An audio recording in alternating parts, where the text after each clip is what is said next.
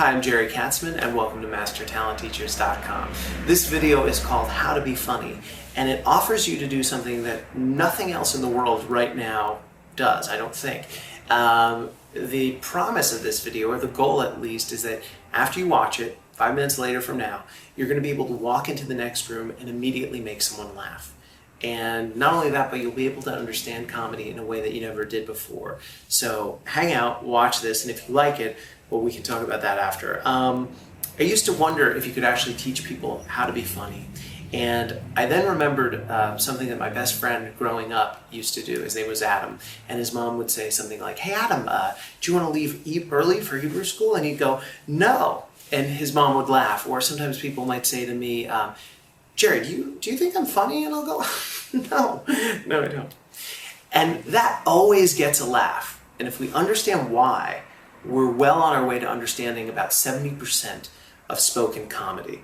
See, there's this thing called the Incongruity Theory of comedy, which means that the human brain is amazing at anticipating patterns. It likes to save time. So if it thinks it knows what's about to come next, it automatically fills it in your imagination.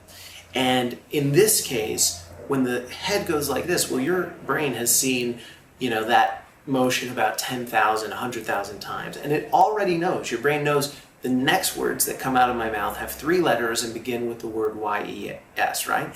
So when you say to me, "You like my brother, right?" I'm like, "No, he's a jerk."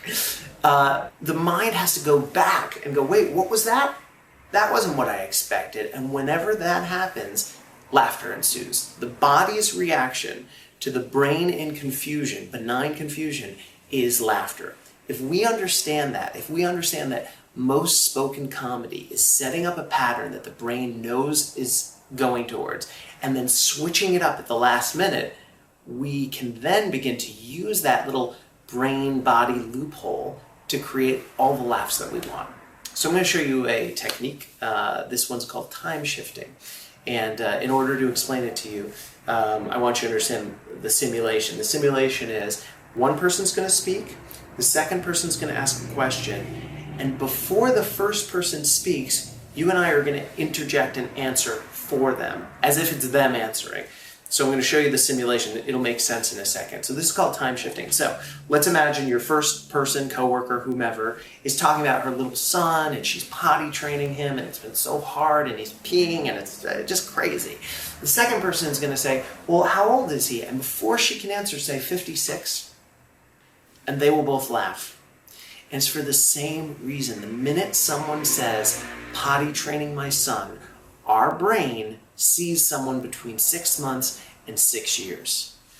And so the brain's already ahead of the story. It's already got it. It might ask just for clarification. But when we just jump in and go 56, the brain now flips a new image of a 56-year-old man being potty trained, and it doesn't know what to do, and the body laughs. You can use time shifting in a number of different ways, because all it's about is making the audience think one thing and at the last minute flipping in something new. So if I'm talking to some kids about what a hard time they're having at school, and I say, "Oh my God, I totally understand. Kids used to beat me up all the time at school." And they go, "Oh, when?" And I go, "Last week." Again, I time shift there. What they're seeing me young, and suddenly they're seeing me old. We're changing mental pictures at the last minute to create that split second of benign confusion in the brain that makes the body laugh. I hope that makes sense. Let's do one more technique.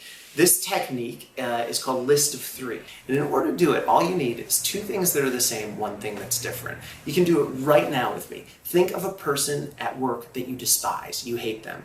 Now, consider what it is about them. What's the quality you can't stand? You're going to be able to do this right after this video, so just really play with me. So why do you hate that person so much? Let's say it's Bert in accounting and he's lazy, okay? Now, pick 2 people at work who work very hard and are terrific. Okay, after this video, hit a pause or whatever, tweet about it, of course, and then walk over to a coworker's desk and they'll go, "Hey, what's going on?" "Oh, not much." And they'll say, "Oh, what's up?" And you'll say, I'm just reflecting on how lucky we are at this company to have dedicated, committed people like Sheila Smith, Jim Jensen, Bert in accounting." When you say that, your coworker will burst out laughing. Why? Because you set up a pattern, you repeated a pattern, And as soon as the brain knew what was coming next, you shattered the pattern. That's why it's called a punchline. It's an unexpected, the brain just doesn't know what's coming.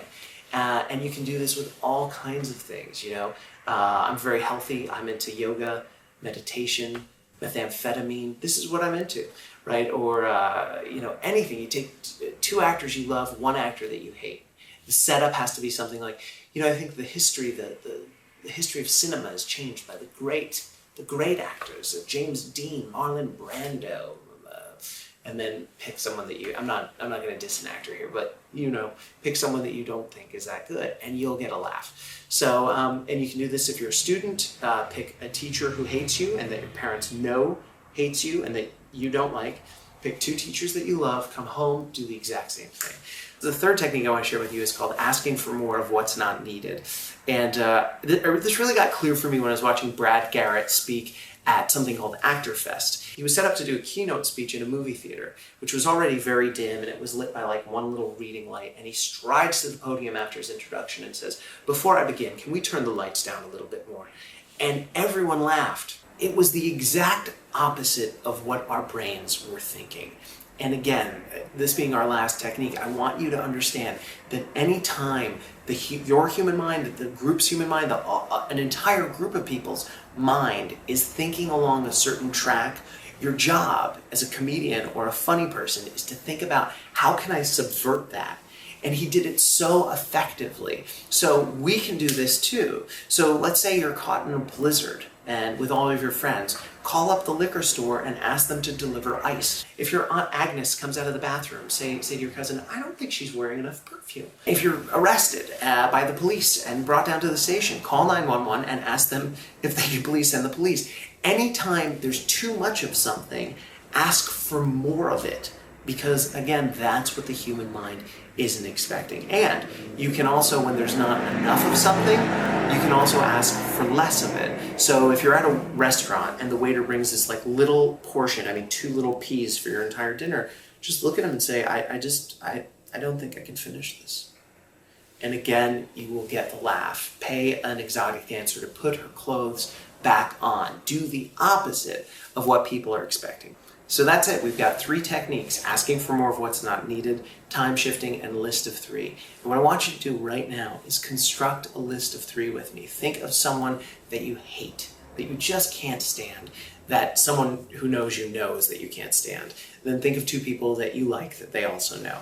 Then right after this video is done, call them up. They'll say, "Hey, what's going on?" Just go, "I'm just reflecting, on life and how lucky we are to have people like Mom, Dad, Aunt Sylvia." And they will laugh out loud because you're creating comedy specific to you and specific to them. It's tailor-made, but it's not just a joke. This is you being funny because you understand the secret of comedy. Create a pattern, repeat the pattern, break the pattern. You don't always need 3 beats to it either. You can just have, Harry Anderson does this beautiful thing where he takes a balloon, scratches against his head to make it staticky and tries to stick it to the wall and it falls. He tries it again, it falls. He tries it again and then his head sticks to the wall. That is comedy. It's what your brain isn't expecting. So I hope you use these techniques. If you do, blog about this, tweet the video, and sign up at my website, standupcomedyclass.com. Get my newsletter and you can learn how to do stand-up with me. Whatever you do, I know you're going to be great. So thank you for visiting me at mastertalentteachers.com.